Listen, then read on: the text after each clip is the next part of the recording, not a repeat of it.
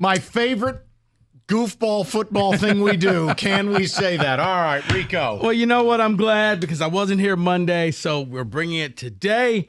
Mike? Yes. Can we say that what's old is new in college football with Bill Belichick coming back, Dan Mullen's going to UNLV, and Rich Rodriguez going back to West Virginia? Yes, and is it wrong that I actually think two of these three will work? I think Rich Rod will absolutely work. I'm telling you, what he did at Jacksonville State, it's the no huddle, it's the spread stuff, high octane, power run game. He's going back. You can hide him there with all of his proclivities. You can hide him in Morgantown. I think it's going to work. And as long as Belichick has the money, I think it can work at North Carolina. Mullins hates recruiting. That's why he failed at Florida. I don't know what he's doing going out to Las Vegas. UNLV is kind of like Last Chance U. I mean, if you really think about it. Hope you don't get yelled at like that one season with that maniac coach. What the hell was his name? Independence College coach? Oh, yeah. That guy was unbelievable. So carry on. David? Rich Rod going back, I guess that's more interesting to me than He's going to work. Belichick. It's going to work. Because that's probably the one that will work. He should have never left. Okay. Can we say that Penn State and Ohio State are kind of in a tough spot? Just came out today that Ross Bjork, the athletic director of Ohio State, has said he's confident Ryan Day will be back next year. He doubled down on his support. Penn State and Ohio State are kind of stuck between a rock and a hard place because you have coaches who win. They just don't win the games that you want them to win. It would be comparative to people that are in a marriage where they don't hate their wife, but they don't love her either. But you're stuck because you have 3 kids and don't want to lose half your things. That's Penn State and Ohio State football. I think if they could just freely choose a new partner, they would. But the consequences of doing so and knowing that you may end up in a worse marriage keeps them in said marriage. David, I don't think you can top that. I don't know what to say. You know what? Can we say? You know what? Christmas music. Penn State football. Christmas music till 6 o'clock, folks. Wait, is that, No, I mean, I can't top that. that's that what it was feels brilliant. like. Okay. All right. Can we say that based off of his last game, it won't happen all the time, Okay. but can we just go ahead and say that Sam Darnold is the Vikings quarterback of the future? Okay, we couldn't go 0 for 3 in this segment because here's the question. Do you believe you can win a Super Bowl with Sam Darnold? No, not my quarterback of the future. I think if you can. Then he is yours. You can say it. I can't. I don't think you. What's my rule about ginger quarterbacks? I know, but Can't win a Super Bowl. But when you look at it, okay. The problem is Patrick Mahomes still plays. So there's a lot of quarterbacks that are not going to win Super Bowls because Mahomes is still an active player in the league. Josh Allen, nothing. Jalen Hurts, no. There's a lot of good quarterbacks. Looking at how Darnold motivates and that team plays around him, there's a reason why the Lions just can't relax because there's somebody nipping at their heels in their own division. So, just saying. You know, because you drafted JJ, but there's a goalpost over there for you, son. Can we say that Kirk Cousins' days in Atlanta are very limited? Yes. In fact, I would start Michael Penix this Sunday.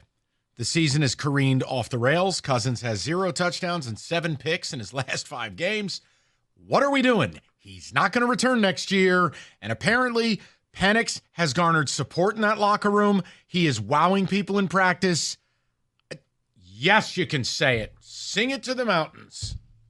Yeah, I don't quite understand what's going on in Atlanta. Raheem Morris quoted today, Penix will play when it's time, but not now. Yes, it is now. You lost 4 in a row, and he's throwing interceptions, not touchdowns, Cousins. So, yeah, it's times now. Yeah, right. I guess a reporter tried to get him to commit to this, and he was like, I like how you asked that question, but, I'm not going to answer this question. It's like, we really want to know. Can we say that there's a new chapter in Diva wide receivers? Ladies and gentlemen, I present to you A.J. Brown and Deebo Samuel. Both came out. Yes. And just are not happy, blah, blah, blah. And now your team has to basically apologize for you. Yeah, it's bad. And it's why I love Amon-Ra St. Brown. It's why I am thankful every day. It's almost like when you say grace before a meal. Amon-Ra just doesn't do any of that mess. The Debo thing, he should be smarter. He deleted it, though, Mike. Doesn't really matter. But thank you for the consideration, Ace. Thank you, Debo. The AJ thing is concerning because that's a Super Bowl team. And now we're talking about friendships and how he don't like Jalen Hurts no more. What is this, high school?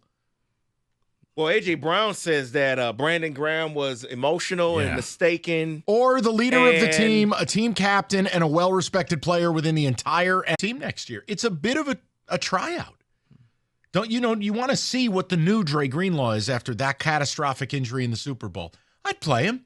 Unless, are you in tank mode? Is that what you want? Yes. Oh, the Rico sound effect. Okay, that's different. Well, because at this point, your goal is to get a top 10 pick, and you'll get a last place schedule next year.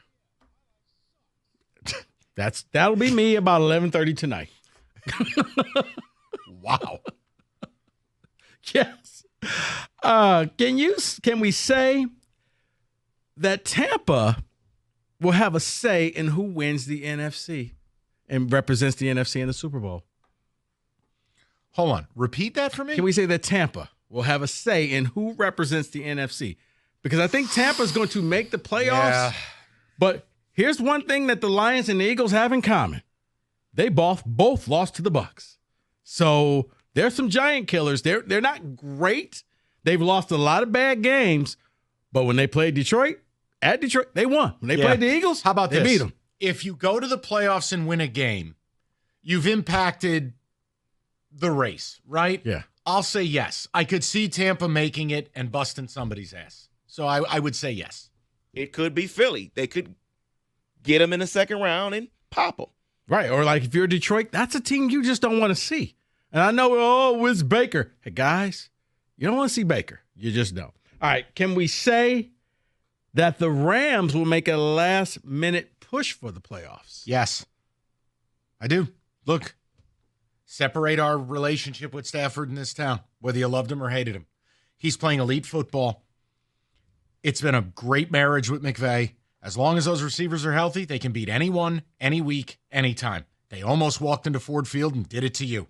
Rams fans would tell you they should have. There was a missed call on that last play. I digress. The point is, yes, they're going to have something to say, and I think they do creep in. Yeah, they're going to be a very dangerous team, too. I think they get in and they beat someone. They're really good. They are. And remember, when they came to Ford Field at the beginning of this year, they didn't have a lot of the weapons that they have now. Every receiver pretty much died on the field, and then they lost the flip of the coin, and that was it, ball game. Let's stick with the Rams. Can we, after watching last week, can we say, looking at how impressive it was, they beat Buffalo, and Josh Allen had his best game ever, can we say that Sean McVay should be the coach of the year this year?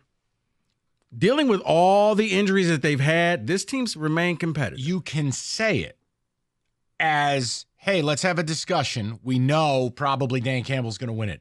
But the coach of the year, oftentimes, it shouldn't be the best record. It should be, who's the guy who kept his team afloat when they should have been awful?